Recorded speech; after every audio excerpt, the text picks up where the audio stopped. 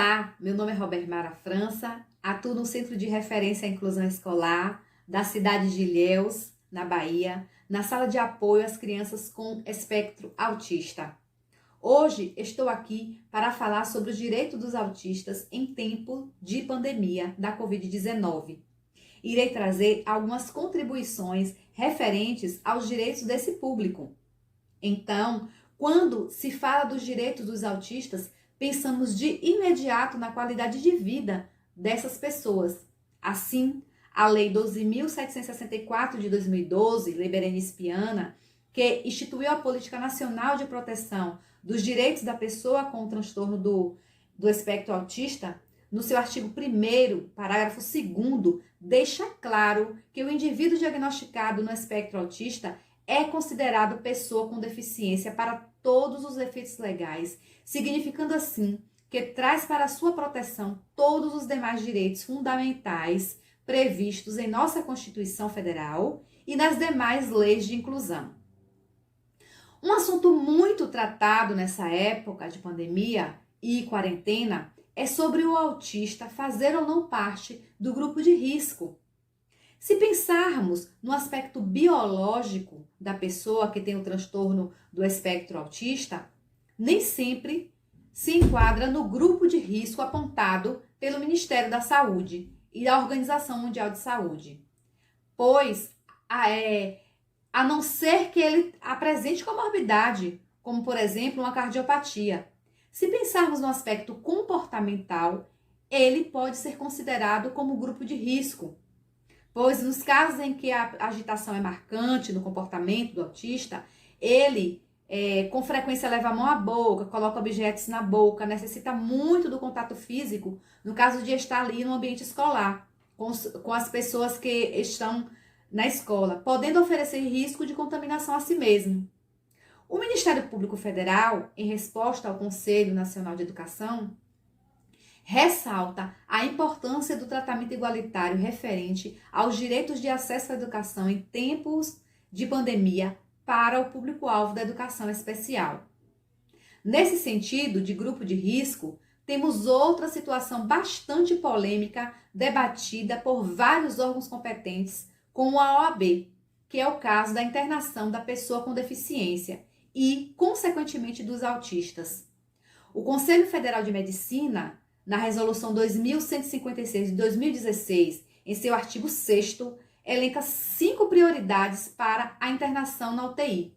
Dentre essas prioridades, não se especifica grupo algum de deficientes, índios, quilombolas. O Conselho se refere ao quadro clínico do paciente, independentemente de quem seja, não querendo, contudo, excluir ninguém do direito à internação. No caso da pandemia da Covid-19, a internação na UTI está se dando principalmente por insuficiência grave respiratória ou insuficiência renal. Então, a pessoa com deficiência, um autista, segue esta determinação de internação, que é para todos. Agora, se tratando de direito a um acompanhante durante o período de internação, a pessoa com deficiência, o autista, tem esse direito garantido em lei.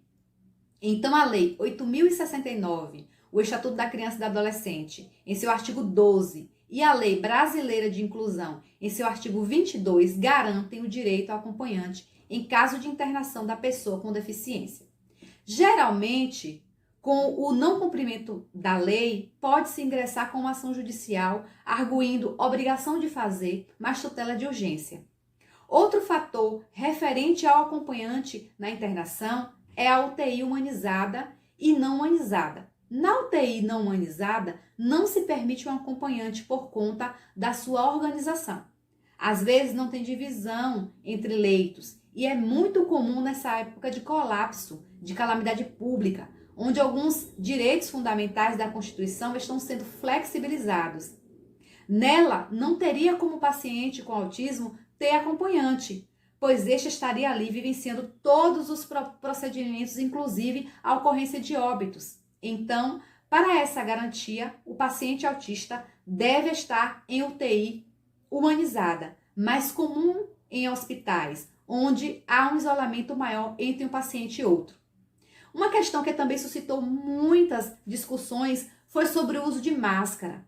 A Lei 14.019, de 2 de julho de 2020, que versa sobre a obrigatoriedade do uso de máscara, traz em seu artigo 3º, lá no parágrafo 7º, que será dispensado para uso obrigatório no caso de pessoas com transtorno do espectro autista, com deficiência intelectual, com deficiências sensoriais ou com quaisquer outras deficiências que as impeçam de fazer uso adequado de máscara de proteção facial, conforme declaração médica, que poderá ser obtida por meio digital, bem como, no caso de crianças com menos de 3 anos de idade, também ficam dispensadas do uso de máscara.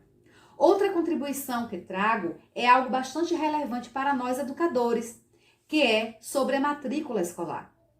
Conforme previsto na Lei 12.764 de 2012, artigo 7º, o gestor escolar ou autoridade competente que recusar a matrícula de aluno com transtorno do espectro autista ou qualquer outro tipo de deficiência será punido com multa de 3 a 20 salários mínimos. Por outro lado, deixar a pessoa com espectro autista fora da matrícula e, consequentemente, da escola, pode ocasionar determinadas medidas. É claro que pode-se relativizar por conta do estado de calamidade pública em que vivemos com a pandemia da Covid-19. Mas pode ocorrer, por conta dessa falta de matrícula por parte da família, medidas referentes ao direito civil, com a destituição do poder familiar, ou referente ao direito penal, com o crime de abandono intelectual, no caso de filhos em idade escolar. Algo interessante também para trazer aqui se refere às terapias e planos de saúde para aquelas pessoas que fazem uso do plano de saúde. A Agência Nacional de Saúde recomenda adequações para atendimento totalmente online, incluindo aí a guia de assinatura, que também deve ser online. Antes da pandemia, algumas redes hospitalares e planos de saúde já haviam pensado em considerar o teleatendimento. O Conselho de Medicina preferia o atendimento presencial, mas com a pandemia virou uma resolução para que os planos de saúde fizessem o teleatendimento. O Conselho de Psicologia e de Fonoaudiologia já tinham definido esse teleatendimento para que pacientes como os autistas não ficassem sem terapia, pois isso acarretaria em prejuízos neurológicos, bem como atraso cognitivo. Passou a ocorrer ainda a não limitação de sessões de atendimento em respeito ao princípio da dignidade da pessoa humana e ao direito à saúde. Quando essas sessões de atendimentos passavam das cotas dos planos de saúde, os mesmos solicitavam que as famílias pagassem metade das sessões, mas o STF retirou essa medida. Ser orientado sobre seus direitos é saber ainda que no momento desses de pandemia, onde as pessoas não querem se expor, o autista ou o seu responsável tem direito ao lugar preferencial para atendimento, independentemente de haver no estabelecimento comercial o símbolo que indique isto. Mas ter o símbolo é fundamental para lembrar ou alertar as pessoas sobre tal medida. É sempre bom ter em mãos um laudo ou relatório médico que comprove o transtorno na falta da CIP-TEA, que identifica esse autista. Em estados como Brasília, essas carteiras já estão sendo expedidas, São Paulo também. E por fim, outro direito estabelecido em época de pandemia da Covid-19 se refere ao saque do FGTS para garantir o direito social à saúde. Existem várias jurisprudências nesse sentido de liberar esse saque do FGTS para pais de autistas que possuam esse fundo devido ao seu trabalho. A finalidade é de ajudar no tratamento da pessoa com espectro autista, podendo ser todo sacado, mas os depósitos subsequentes também podem ser todos sacados.